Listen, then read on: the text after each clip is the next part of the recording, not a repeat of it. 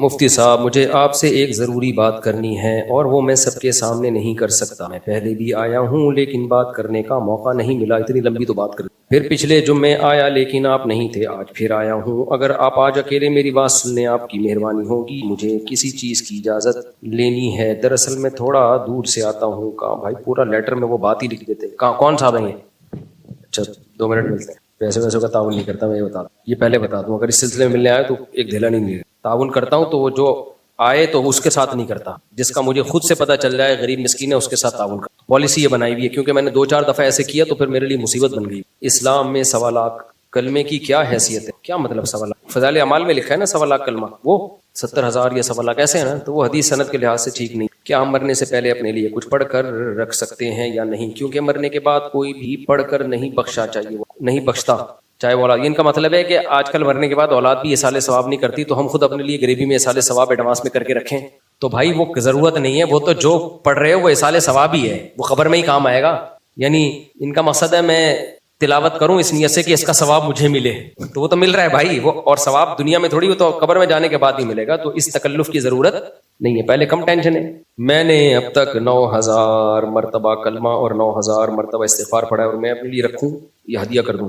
بھائی یہ صحابہ سے ثابت نہیں ہے اس طرح کی چیزیں کہ اپنے لیے یا دوسرے کے لیے۔ آپ پڑھو بس، اللہ کے سے دعا مانگو، اللہ ثواب دے گا۔ زیادہ زیادہ یہ کہ اللہ اس کا ثواب فلاں کو بھی پہنچا دو، اللہ پر کوئی پابندی نہیں ہے، پہنچا دے گا اللہ۔ کیا خیال؟ اس طرح قرآن پاک کا بھی پوچھنا ہے کہ میں اپنے لیے رکھوں یا مردوں کو بخش دوں؟ اچھا خاتون ہے، میں روزانہ قرآن پاک پڑھتی ہوں، یا ایسا ہو سکتا ہے کہ ایک پورا قرآن پاک میں اپنے لیے رکھ لوں، دوسرا مردوں کو بخش دوں؟ آپ پورا قرآن پاک تسلی سے پڑھا کریں، اللہ سے دعا مانگا کریں، اللہ اس پر ہمیں عمل کی توفیق دے، آگے نہ بڑھیں۔ یہ سے وہمی ہو جاتے ہیں۔ میں نے ایک صاحب کو دیکھا، وہ دعا ایسے مانگتے تھے، اے اللہ جو کچھ میں نے کہا سنا جو پڑھا، اے اللہ اس کا ثواب آدم علیہ السلام سے لے کے حضرت نوح علیہ السلام اور ابراہیم علیہ السلام، لوط علیہ السلام، فلانا فلانا تمام پیغمبروں کو ہوتے ہوئے صحابہ کرام، تابعین سے ہوتے چاروں امام، پھر سارے محدثین، امام بخاری اور جتنے محدثین اعظام۔ ابے بھائی تو کیا کر رہا ہے یار؟ یہ کہاں ثابت ہے اس طریقے سے دعائیں مانگنا؟ سمپل دعا مانگو، اللہ تو بس ہماری بگڑی بنا، اور جو ہم نے نیکیاں کی ہیں اس کو قبول کر لے، بس کافی ہے اتنا۔ اور زیادہ زیادہ یہ ہے کہ کوئی والد صاحب کا انتقال ہو گیا تو اللہ تو اس کا ثواب ہمارے والد صاحب کو پہنچا دے، بس ختم ہو گئی بات۔ اس سے زیادہ آگے نہیں بڑھو، ورنہ اس کی کوئی حد ہی نہیں ہے۔ ایسے رٹا لگاتے تھے مسلمین، مسلمات، مومنین، مومنات، پورا وہ انہوں نے یاد کیا ہوا تھا۔ ایصال ثواب کیسے کریں؟ اپنے محرومین کا نام لے کر ایصال ثواب کریں، یا کل مسلمین کے لیے ایصال ثواب کریں؟ بس مرحومین کا نام لے کے کر دیا کرو، اللہ اس کا ثواب فلاں کو پہنچے۔ کیونکہ بعض علماء کی رائے یہ ہے کہ جب کسی کے لیے ایصال ثواب کیا جاتا ہے تو پھر اسی کو ملتا ہے، تقسیم نہیں ہوتا، بعض کی رائے یہ۔ تو اس قول کے مطابق پھر اسپیسیفک کسی خاص فرد کے لیے کر دیا تو ٹھیک۔ دیکھو حدیث سے صدقہ ثابت ہے، اس کو فوکس کیا کرو۔ افاتصدق عنہا، صحابی نے پوچھا میری ماں کا انتقال ہو گیا، کیا میں صدقہ کروں؟ آپ نے فرمایا ہاں۔ تو ابا کے لیے، اماں کے لیے صدقے کو فوکس کیا کرو زیادہ۔ صدقہ جاریہ، مسجد میں پنکھا لگا دیا، کنواں کھدوا دیا، غریب کو کھانا کھلا دیا چپکے سے۔ غریب کو یہ نہیں بتاؤ ابا کے لیے کھلا رہا ہوں صدقہ، وہ چاہے گا سب کے ابا مرے تاکہ مجھے روٹی روز ملے۔ بس ثواب میں صدقہ کرو، نیت یہ کہ اس کا ثواب فلاں کو پہنچے۔ مسجد میں دریاں بچھا دی، اس کا ثواب فلاں کو۔ یہ اچھا طریقہ ہے۔ کسی مدرسے میں تعاون کر دیا، مدرسہ بنا دیا۔ یہ جو فوجی فاؤنڈیشن ہے خاتون نے بنایا اپنے شوہر کے ایصال ثواب کے لیے، اتنی بڑی خدمت ہے۔ پورا ہاسپٹل بنا دیا کہ اس کا ثواب ہمیشہ کے لیے چلتا پھرتا۔ اتنی ایسی خاتون کے شوہر کو تو مرنا ہی نہیں چاہیے تھا، اتنی اچھی بیوی کسی کو مل جائے تو اس کا مرنا بنتا ہے۔ مرتے تو وہ ہیں زیادہ تر جو تھوڑی سی بیگم آڑی ترچی۔ بینک سرکاری ملازم، یونین پڑھاتا ہوں، کرایہ کے گھر میں رہتا ہوں جناب، حکومت کا بینک کیا لکھا ہے ہم سر؟ یار لمبے سوال نہ پوچھا کرو، بینک سے پیسے ملتے ہیں اور پھر آپ اتنا ہے۔ اچھا یہ جی پی فنڈ جائز ہے، یہ اضافے کے ساتھ ملتا ہے، وہ بھی جائز ہے، وہ سود نہیں ہے کیا؟ جی اچھا نہیں، یہ تو جائز نہیں ہے، کیونکہ وہ آپ کو ایڈوانس جو ابھی سیلری کا ٹائم آیا نہیں اس نے دے دی، یہ تو لون دے دیا اس نے، اور اس پہ زیادہ کاٹ رہا ہے تو یہ سود ہے۔ اگر ایڈوانس سیلری ہے تو کٹوتی کس بات کی ہو؟ اچھا ایڈوانس میں کم سیلری ہے پھر جائز ہے، وہ کٹوتی نہیں ہے، اصل میں وہ سیلری ہی کم دے رہے ہیں۔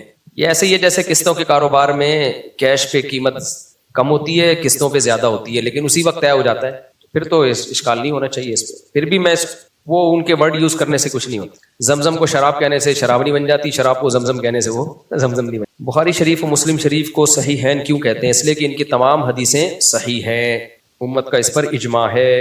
اچھا دیکھو یہ ایک اہم بات ہے، حدیث کے صحیح ہونے کا مطلب الگ ہے، قابل قبول ہونا ایک الگ چیز ہے۔ ہمارے اہل حدیث حضرات کا اصول یہ ہے کہ حدیث جب بھی صحیح ہوگی تو بس اس پر عمل کیا جائے گا، لیکن امام ابو حنیفہ کا یہ اصول نہیں ہے۔ تبھی بہت سی چیزوں میں اہل حدیثوں کا حنفیوں سے اختلاف ہوتا ہے. امام ابو حنیفہ کا اصول یہ کہ حدیث صحیح ہوگی اس کو لیا جائے گا بشرطے کہ قرآن کے خلاف نہ ہو، حدیث مشہور کے خلاف نہ ہو، حدیث متواتر کے خلاف نہ ہو. اگر قرآن کے خلاف جا رہی ہے تو قرآن لیا جائے گا، حدیث کو ترک کر دیا جائے گا. اگر وہ حدیث مشہور کے خلاف جا رہی ہے تو حدیث مشہور کو لیا جائے گا، غیر مشہور کو چاہے وہ بخاری ہی کی کیوں نہ ہو ترک کر دیا جائے گا. اور اگر وہ متواتر کے خلاف ہے تو بھی متواتر کو لیا جائے گا. سمجھ میں آ رہی ہے بات؟ اب وہاں جو ہم حدیث چھوڑ رہے ہوتے ہیں، حدیث نہیں چھوڑ رہے ہوتے، ہم کہتے ہیں کہ دو حدیث صحیح بھی یقینی ہے، اتنی یقینی نہیں ہے جتنی حدیث متواتر ہے. تو جب زیادہ طاقتور آئے گی تو کمزور، اس کے مقابلے میں کمزور کو بہرحال چھوڑ دیا جائے. تو بہت سے اہل حدیث بلا وجہ امام حنیفہ پہ طنز کرتے رہتے ہیں اور یہ حنفی یوں کر رہے ہیں یوں کر رہے ہیں. بھائی وہ اس کے مقابلے میں قرآن ہوتا ہے، یا اس کے جیسے یہ مشہور ہے نا، وَإِذَا قُرِئَ الْقُرْآنُ فَاسْتَمِعُوا لَهُ وَأَنصِتُوا، جب قرآن کی تلاوت ہو خاموشی سے سنو. یہ تو قرآن اور یہ آیت نازل ہی خطبے اور نماز کے بارے میں نازل ہوئی ہے. اس لیے امام صاحب نے کہا جب امام تلاوت کر رہا ہوگا تو پھر تو کوئی صورت ہی نہیں بنتی سورہ فاتحہ پڑھنے کی. امام خاموش ہو تو پھر اس میں حنفیہ کے دونوں قول ہیں کہ مقتدی پڑھے گا یا نہیں پڑھے گا، دونوں قول ملتے ہیں. راجح یہی ہے کہ اس میں بھی نہ پڑھے، کیونکہ دوسری حدیث ہے من کان لہ امام فقراءۃ الامام لہ قراءۃ، اس حدیث کو فوکس کیا. بہرحال وہ ایک الگ ٹاپک ہے، لیکن بہت ساری حدیثوں کو اس لیے چھوڑا کہ وہ قرآن کے مخالف جا رہی تھی اور یہ حدیث مشہور یا متواتر کے. تو امام ابو حنیفہ نے سپیریئر رکھا ہے قرآن اور حدیث متواتر کو. اچھا، غامدی صاحب اس سے ناجائز فائدہ اٹھاتے ہیں کہ دیکھو فقہا لکھتے ہیں خبر واحد ظنی ہے، یقینی نہیں ہے. بات یہ ہے کہ غامدی صاحب نے تو خبر واحد ہی کو چھوڑ دیا نا، امام صاحب نے صحیح حدیث کو چھوڑا نہیں ہے. انہوں نے کہا جب قرآن کے مقابلے میں ہوگی تو چھوڑیں گے، ہم مقابلے میں نہیں ہے تو وہ حجت ہے ہمارے لیے صحیح حدیث. یا قرآن کے مقابلے قرآن میں کوئی لفظ مبہم ہے تو خبر واحد میں اس کی تفسیر ہو رہی ہے تو پھر بھی اس خبر واحد کو لیا جائے گا. اس کی بہت ساری مثالیں بیان کروں گا تو بہت لمبی ہو جائے گی. اچھا بھائی، حنفی کیا لکھا ہے؟ باقی 4 کیوں ہیں؟ فقہ صرف 4 کیوں ہیں؟ اور حضرات صاحبین بھی تو مجتہد تھے، ان کا اپنا فقہ کیوں نہیں؟ فقہ صرف 4 اس لیے ہیں، یہ ایسے ہی ہے کہ حدیث کی مشہور صرف 6 کتابیں کیوں ہیں؟ بھائی یہ تکوینی کام ہے کہ ہوا ایسا ہی ہے، ٹھیک ہے نا. 5واں کوئی ایسا مجتہد آیا ہی نہیں ہے جس نے باقاعدہ فقہ کو مرتب کیا ہو، کیونکہ جب 4 فقہ مرتب ہو گئے تھے تو امت اس پہ جمع ہو گئی، 5ویں کی ضرورت رہی نہیں. داؤد ظاہری کا بھی مذہب چلا کچھ وقت تک، لیکن وہ ختم ہو گیا، اس میں اتنی اٹریکشن نہیں تھی، اتنی جان نہیں تھی. تو اس لیے یہ تکوینی کام ہے، اللہ کی طرف سے ایسا ہو گیا. یعنی یہ کوئی یہ ہے کہ حدیث کی اتنی کتابیں کیوں ہیں؟ بھائی لکھی جتنی ہیں اتنی ہوں گی نا، اس سے زیادہ ہے نہیں. اب کوئی مزید کتاب لائے گا وہ نہیں قبول کی جائے گی. تو اسی طرح 4 فقہ امام ائمہ مجتہدین نے مرتب کر لیے، امت نے اسی کو مان لیا. اب اس کی ضرورت نہیں رہی کسی 5ویں، کیونکہ وہ سب کچھ اسی 4 میں آ گیا تھا، اس لیے ضرورت نہیں رہی. وہ اہل حدیث حضرات نے میرا وہ کلپ بہت چلایا، میں نے کہا بھائی آپ بھی 5واں فقہ مرتب کر لیں قرآن و سنت سے، تو جہاں 4 ہیں ہم 5واں بھی مان لیں گے، لیکن کوئی مرتب تو کریں نا، کوئی ترتیب تو ہو نا. اہل حدیث میں تو ہر شخص کی ایک الگ رائے ہے، وہ الگ فتویٰ، وہ الگ، اس سے تو امت کا بیڑا غرق ہو جائے گا. تو اس کا وہ حضرات جواب دے رہے ہیں کہ ہمارا فقہ تو پہلے ہی ہو چکا ہے، ہمیں تو فقہ شقہ کی ضرورت ہی نہیں، ہم تو قرآن و سنت کو مانتے ہیں. تو بھائی یہ امام حنیفہ کے تورات انجیل کو مانتے تھے، انہوں نے قرآن و سنت ہی سے ریٹن فارم میں ترتیب سے مسائل لکھ لیے، اس کو فقہ کہتے ہیں. تو آپ کی بھی تو فتوے کی کتابیں ہیں نا، اسی کو تو ہم فقہ کہہ رہے ہیں. آپ نہ کہیں تو یہ نام کا اختلاف ہو گیا نا. تو آپ ایسے قرآن و سنت ہی سے مسائل نکال کے آپ بھی کتاب الوضو، کتاب طہارہ سے لے کے اذان اور یہ ساری جیسے فقہ کی تفصیل ہے، ہر چیز ہمیں فقہ کی کتاب میں ملتی ہے. تو آپ کو اگر ان 4 پہ اعتماد نہیں ہے تو آپ ایک 5ویں چیز مرتب کر کے لکھ لیں. اس میں کوئی یہ ایسا بات، یہ تو فیور دے رہا ہوں میں اہل حدیثوں کو، یہ مرتب تو ہونا تاکہ ہم کہیں اس مسئلے میں اہل حدیث کی یہ رائے ہے. تو رائے نہیں، وہ تو وہ اس کے وہاں کا اہل حدیث کی کچھ ہوتی ہے، وہاں کی کچھ ہوتی ہے، وہاں کی کچھ ہوتی ہے. تو عوام کو ایسے تھوڑی بے لگام چھوڑا جا سکتا ہے کہ اپنی مرضی کے جس مفتی پہ چاہے عمل کر لو. تو اہل حدیث اس کا جواب دیتے ہیں، ہم جس کی بات ہمیں قرآن و سنت کے زیادہ قریب لگتی ہے ہم اس کی بات کو لیتے ہیں. ہم یہی تو کہہ رہے ہیں، جس کی بات قرآن و سنت کی زیادہ قریب لے اس کو لے کے اپنی فقہ میں شامل کر لیں. آپ سمجھ میں آ رہی ہے بات؟ وہی ایک مرتب کریں جو آپ کو زیادہ اچھی لگ رہی ہے. تو ہم کچھ اور نہیں کہہ رہے، وہی کہہ رہے ہیں.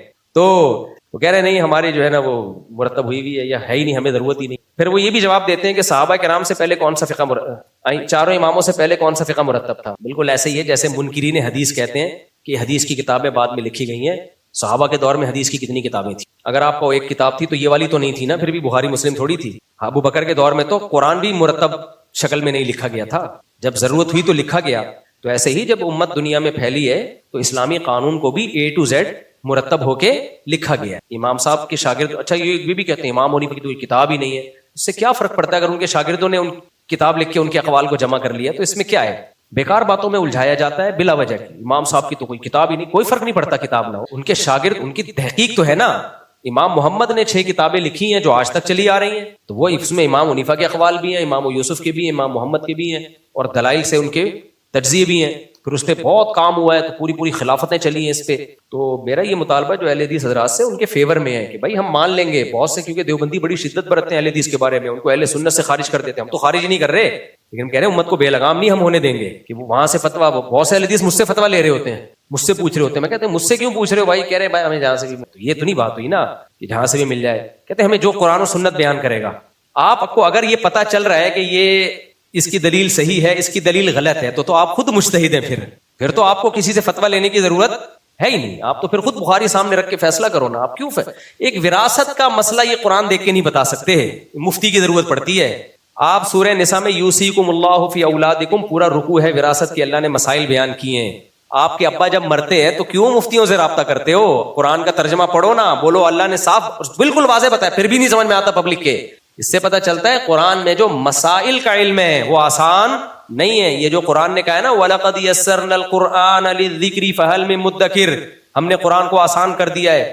تو اس میں اللہ نے خود بتا دیا، نصیحت کے لیے آسان کر دیا ہے قرآن کو. نصیحت، بعض و نصیحت کی باتیں آسان ہیں، جنت جہنم اور رشتہ داری جوڑنا، صدقات، یہ آسان ہے. مسائل آسان نہیں ہے قرآن میں. یقین نہ آئے تو طلاق کے مسائل نکال لو، پتہ چل جائے گا، دماغ سیٹ ہو جائے گا آپ کا. وراثت کے نکال لو، نماز پڑھنے کا طریقہ نکال لو قرآن سے آپ. تو اس کے لیے حدیث میں جانا پڑتا ہے، اور پھر حدیث سے آگے اجتہاد بھی ہے. اگر حدیث میں بھی سب کچھ ایکسپلین کر دیا ہوتا تو نبی یہ کیوں فرماتے اذا اجتہد المجتہد، جب مجتہد اجتہاد کرتا ہے اگر درست نتیجے تک پہنچے 2 اجر، غلطی کرے تو بھی 1 اجر. اس کا مطلب اس میں غلطی کا بھی امکان ہے. تو یہ پورا ایک قرآن حدیث اور فقہ مل کے اسلام مکمل ہوتا ہے.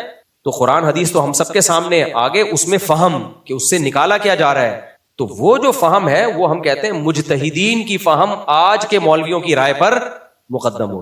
اور اگر اہل حدیث کا خیال یہ کہ نہیں ہم ان کی فہم، اپنی فہم کو ان کی فہم پہ ترجیح دیں گے، تو ٹھیک ہے آپ دے دیں، لیکن پھر ایک ریٹن فارم میں مرتب اپنا ایک مرتب کریں اور اپنا ایک سلیبس بنائیں، اور پھر سب اہل حدیث اس کو مانیں. جیسے فقہ حنفی پوری دنیا میں، شام میں جاؤ، ترکی میں جاؤ، سعودی عرب میں جتنے حنفی ہیں، اور افغانستان، ازبکستان، سب کا ایک فقہ ہے، سب کے مدرسوں میں ایک ہی سلیبس ہے. افریقہ میں جاؤ، شافعی فقہ پوری دنیا میں ایک ہے، مالکی فقہ پوری دنیا میں. یہاں سے چند مسائل میں اختلاف ہوتا ہے جو جدید ہے، قدیم میں تو نہیں ہے اختلاف. اور اگر اختلاف ہے بھی تو یہ پتا ہوتا ہے اس میں فتوے والا قول کون سا ہے. کتابوں میں تو بہت اختلاف ہے لیکن فتویٰ ایک پر ہی ہوگا. لیکن اہل حدیث حضرات میں ہر آدمی مجتہد بنا ہوا ہے. وہ 3 سال پڑھ کے بھی، میں افریقہ گیا 8 سال وہاں پڑھا رہے ہیں، تو وہاں بھی کچھ اہل حدیث کے مدرسے ہیں جو اہل حدیث کی نہیں کہتے اپنے آپ کو، وہ وہیں کے کچھ الگ ہی چیزیں ہیں، وہ بھی ڈائریکٹ کہتے ہیں وہ 3 سال میں مجتہد بنا رہے ہیں. وہ صحیح ہے نا، ہمارا 8 سال میں مجتہد نہیں بن رہا، وہ فقہ کا پابند ہے، اور وہ 3 سال میں مجتہدین بن رہے ہیں. تو ہر شخص ایک راکٹ بنا ہوا ہے، ہر شخص ایک بم بنا ہوا ہے، کسی بھی وقت کچھ بھی فتویٰ دے سکتا ہے. وہ یہ اسلام کا نقصان ہوگا. تو اہل حدیث میں جو علماء ہیں جو یہ سمجھتے ہیں کہ ہمارے اندر اجتہاد کی صلاحیت ہے، ہمیں کسی کی اتباع نہیں کرنی ہے، تو نہ کریں. وہ آپ اگر سمجھتے ہیں، پبلک کو آپ وہ راستہ بتائیں جس میں امت کا اتحاد. پبلک کو آپ یہ بتائیں بھائی میری رائے تو یہ ہے، لیکن چونکہ اس میں مجتہدین کی رائے کچھ اور ہے، تو قرآن و سنت تو انہوں نے بھی سمجھا، میں نے بھی سمجھا، میری رائے یہ ہے. اب اگر آپ کو مجتہدین کی رائے صحیح لگتی ہے آپ اس کو فالو کرو. تو میں تو یہی کہوں گا بھائی میں تو اپنی رائے پہ بھی مجتہدین کی رائے کو ترجیح دیتا ہوں. پھر اہل حدیث کہتے ہیں ہم اپنی رائے نہیں لیتے، ہم سلف کی رائے کو لیتے ہیں. ہم قرآن و سنت میں اپنی نہیں، اسلاف کی رائے کو لیتے ہیں. یہ بھی غلط ہے. اسلاف کی رائے کو سب سے زیادہ ان 4 اماموں نے فالو کیا. اگر آپ اسلاف کی رائے کو لے رہے ہوتے تو پھر آپ عورتوں کی سمٹ کے نماز کے قائل ہوتے، مردوں کی طرح نماز کے قائل نہیں ہوتے، کیونکہ اسلاف عورتوں کے سمٹ کے نماز کے قائل. اگر آپ اسلاف کی رائے کو آپ لے رہے ہوتے تو آپ 20 رکعت تراویح کے قائل ہوتے. 20 کے قائل نہ بھی ہوتے تو کم سے کم 16 کے قائل ہوتے آپ، کیونکہ اسلاف میں ہمیں 8 رکعت تراویح پڑھنے والے لوگ نہیں ملتے. اسلاف نے اس کو تراویح کا نام دیا اس لیے کہ 8 تھی نہیں، کیونکہ تراویح کا لفظ 8 رکعتوں پہ بیٹھتا ہی نہیں ہے. اگر آپ اسلاف کو پہ چلتے تو آپ 3 طلاق کو 1 نہ کہتے. میں نے اس پہ کتنی دفعہ کلپ ریکارڈ کروایا بھائی 3 طلاق کو 1 کہنا اسلاف میں کسی کا مذہب نہیں ہے. اس پہ ایک بریلوی عالم نے میرے خلاف کلپ کہا کہ فلاں کا بھی رائے ہے، فلاں کی بھی رائے ہے، فلاں نے بھی صحابی کا فتویٰ ہے 3 1 ہوتی ہیں. تو اتنے کمنٹس میرے خلاف نیگیٹو کیے. مفتی صاحب نا پھینکنے کے ماہر ہیں، اتنی بڑی بات کر دی، حالانکہ انہوں نے تو اتنے حوالے دیے. بھائی انہوں نے نام بتائے ہیں، کوئی سند نہیں پیش کی ہے. میں بھی کہہ دوں عبداللہ بن مسعود 3 کو 1 کہتے تھے، عبداللہ بن عباس 3 کو 1 کہتے تھے، حضرت اکرمہ 3 کو 1 کہتے تھے، فلاں 3 کو 1. لوگ کہیں گے ابے اتنے حوالے دے دیے. ابے سند تو دکھاؤ کہاں ہے، یہ کس نے لکھا ہے اور اس کا ریفرنس کیا ہے. کوئی ریفرنس نہیں ہے. کوئی بھی کہتا ہے نا ابن عباس 3 کو 1 کہتے تھے یا فلاں 3 کو، کوئی بھی نہیں ہے. کوئی سند دکھا دے, ضعیف سند کیا, سند ہی نہیں ہے سرے سے, صحیح ہے نا, ایسی ہوائی باتیں ہیں. تو دعویٰ کرنا آسان ہوتا ہے, باتیں کرنے پر گورنمنٹ کی طرف سے کوئی پابندی نہیں ہوتی. لا يعجبنك من خطیب خطبۃ حتی یکون مع الکلام دلیل.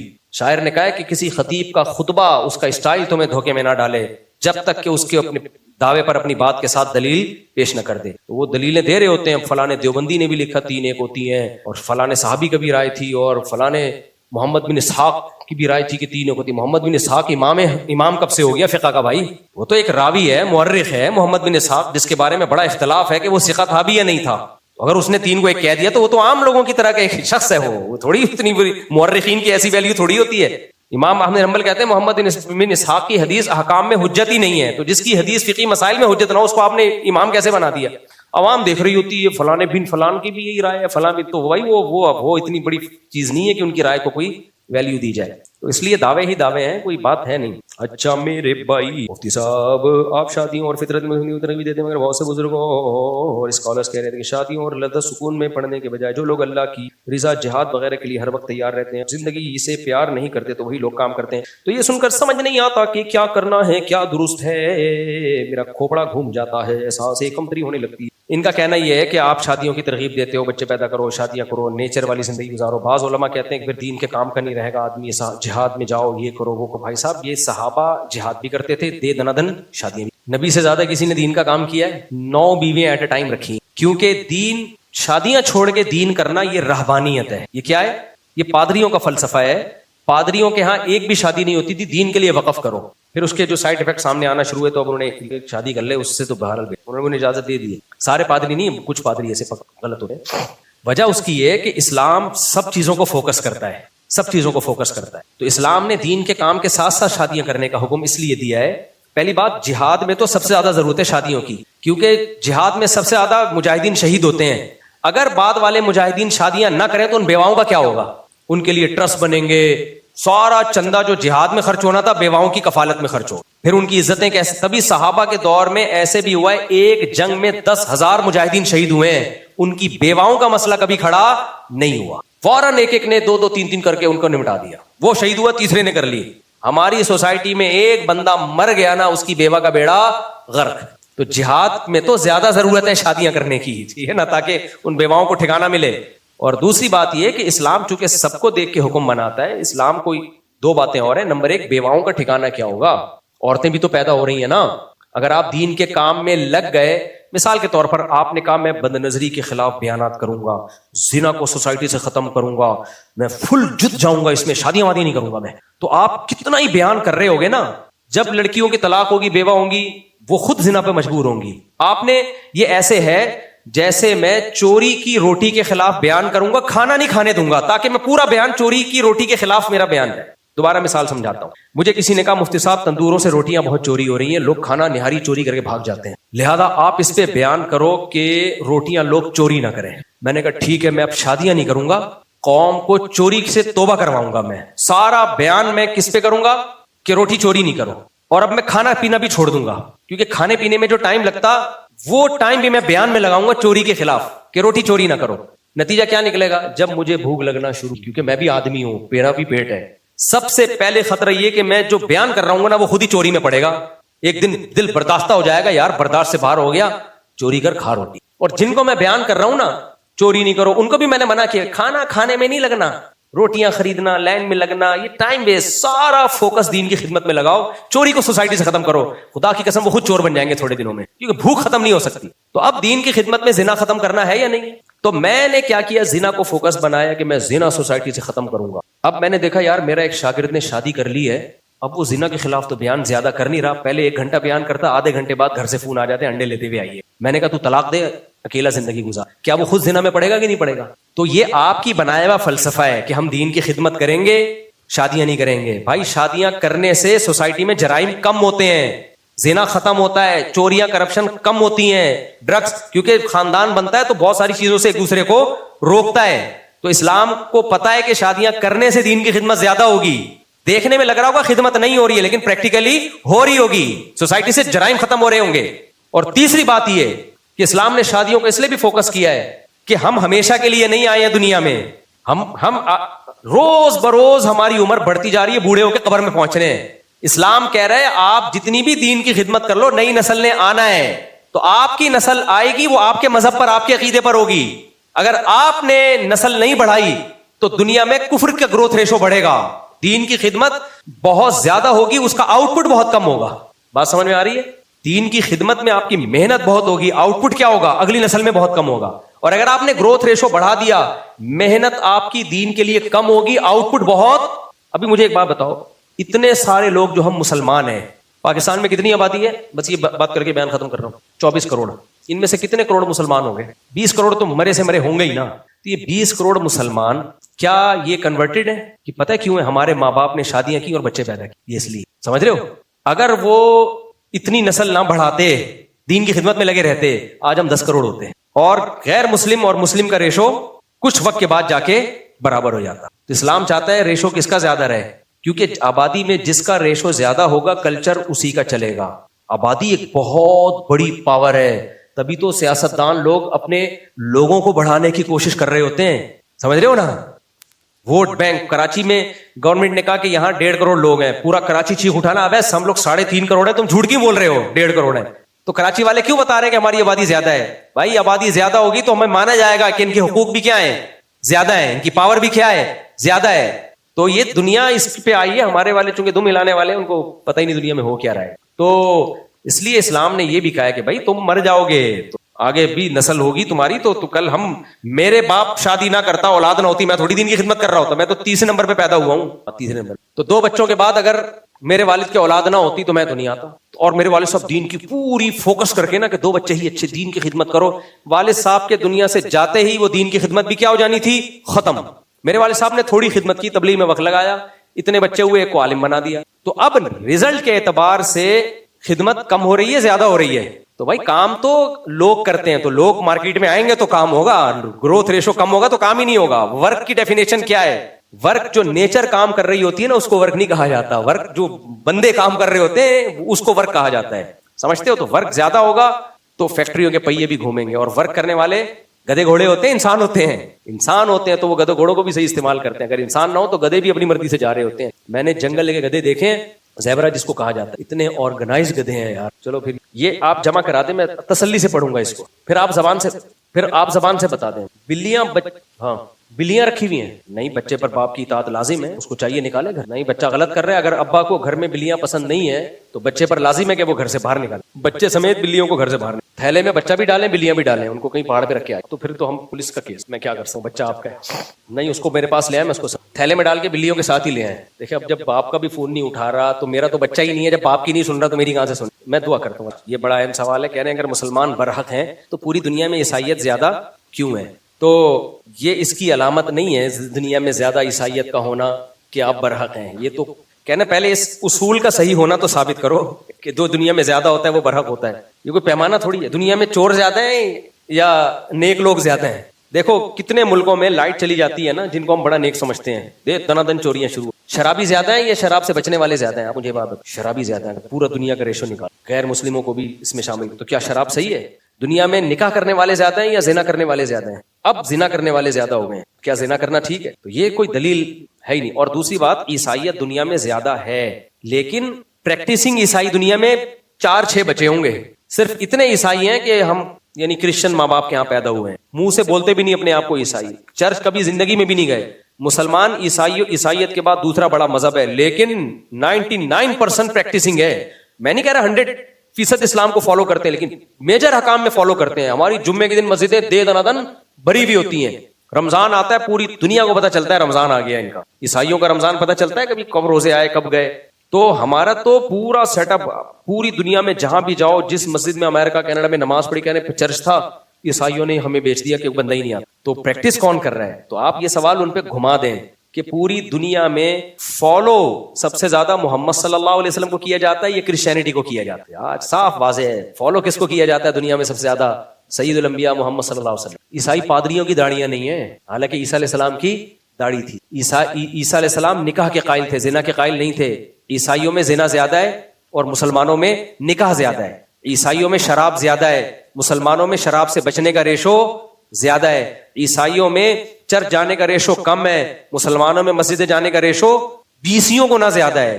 عیسائیوں میں جو حضرت عیسیٰ کی تعلیمات تھی, ناخن کاٹنا, بغلوں کے بال صاف کرنا, زیر ناف بال صاف کرنا, یہ ساری تعلیمات حضرت عیسیٰ علیہ السلام کی بھی تھیں, کیونکہ حدیث میں آتا ہے یہ سب پیغمبروں کی تعلیمات ہیں. مسواک حضرت عیسیٰ علیہ السلام کی تعلیمات تھی. تو یہ ساری چیزیں آپ کو مسلمانوں میں ملیں گی.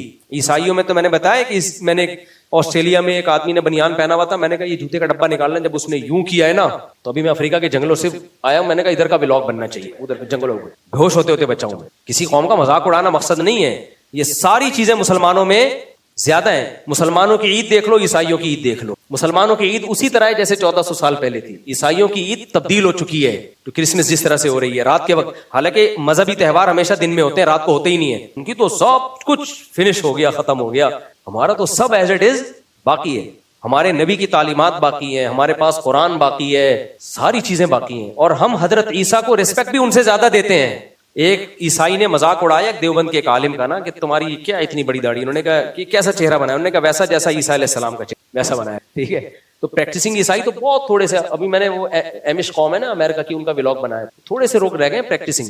پھر بھی ہم عیسائیت کو دوسروں کی نسبت فیور دیتے ہیں. اسلام کے سب سے زیادہ قریب اگر کوئی مذہب ہے تو وہ عیسائیت. اور عیسائیوں میں قرآن نے ان کی تعریف بھی کی ہے, ان کا دل نرم ہوتا ہے, ان میں اسلام میں کنورٹ ہونے کا ریشو سب سے زیادہ ہے. تو یہ دل بھی اسلام کا ہے. تو اس لیے پروپیگنڈے کی بات ہے. اور کچھ ہم کاکڑ زئی, ہمارے بہت سے رشتے دار یوسف زئی, حقیقت ہے ککے زئی, گناہ گار ہو کے. نہیں, ماں باپ کو ظلم کرنا یہ بہت اہم بات ہے. ماں باپ بیلنس نہیں کرتے بعض دفعہ اولاد, یہ ہر دوسرے تیسرے گھر کا مسئلہ ہے. کسی کو ایسا ستیلا بنا کے رکھا ہوا ہوتا ہے کہ پھر اس کے خلاف دوسرے بھائیوں کو بھی کر رہے ہوتے ہیں. یہ گراؤنڈ ریئلٹی ہے. ایسے ماں باپ گناہ گار ہوں گے. نبی صلی اللہ علیہ وسلم نے حکم دیا ہے, صحیح حدیث ہے, نعمان ابن بشیر رضی اللہ تعالیٰ عنہ اس کے راوی ہیں, اعدلوا فی اولادکم, اپنی اولاد میں برابری کرو. میں اتنا خیال کرتا ہوں اپنے کے بارے میں, ایک بچے کو ساتھ سلایا تو مجھے خیال ہوتا ہے دوسرا, جیسے ہوتا ہے نا لیٹے تو ایک چھوٹے بچے کو بلا لیا تو ایک کو پیار کیا, ایسا نہ ہو 2-3 دفعہ اس کو پیار کیا تو وہ بولے گا ابا اس کو کر رہے ہیں ہمیں نہیں کر, اس کو بھی کرتا ہوں.